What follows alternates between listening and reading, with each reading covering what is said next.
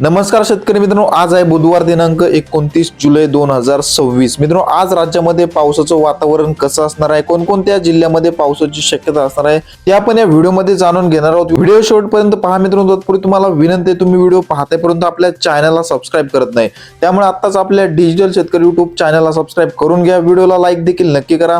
तुमच्या भागामध्ये पाऊस झाला असेल किंवा तुम्ही हा व्हिडिओ कोणत्या ठिकाणावरून पाहताय ते देखील आपल्याला कमेंटमध्ये नक्की कळवा.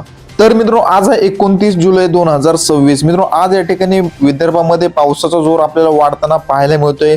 या ठिकाणी बघू शकता स्क्रीनवरती भंडारा, गोंदिया, नागपूर, चंद्रपूर, गडचिरोली, तसेच यवतमाळ, वाशिम, अकोला, वर्धा, बुलढाणा या संपूर्ण मित्रांनो विदर्भातील 11ही जिल्ह्यामध्ये आपल्याला मुसळधार ते अतिमुसळधार स्वरूपाचा पाऊस पाहायला मिळतोय. चंद्रपूर जिल्ह्यामध्ये देखील आपल्याला मुसळधार स्वरूपाच्या पावसाची शक्यता आपल्याला पाहायला मिळत आहे. एकंदरीत विदर्भातील सर्वच ठिकाणी आज भाग बदलत मध्यम ते जोरदार स्वरूपाचा पाऊस पाहायला मिळतोय.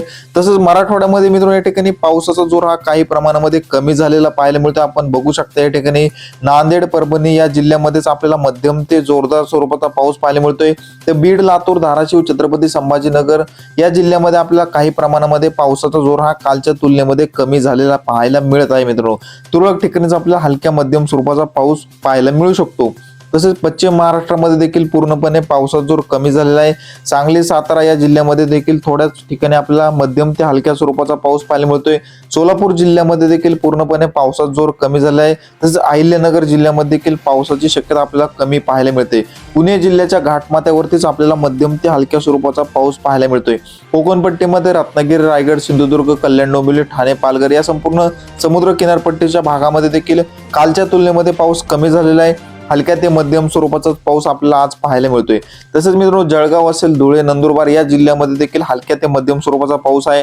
नाशिक जिल्ह्यामध्ये देखील हलक्या ते मध्यम स्वरूपाचाच पाऊस पाहायला मिळतोय. एकंदरीत आज संपूर्ण महाराष्ट्राचा विचार केला तर या ठिकाणी विदर्भामध्येच आपल्याला जोरदार स्वरूपाचा पाऊस पाहायला मिळत आहे. तर उर्वरित राज्यातील जिल्ह्यांमध्ये मध्यम ते हलक्या स्वरूपाचा पाऊस पाहायला मिळतोय.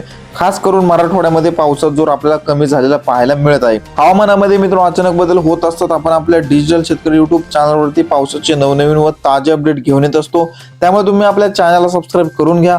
व्हिडिओला लाईक नक्की करा मित्रांनो. धन्यवाद.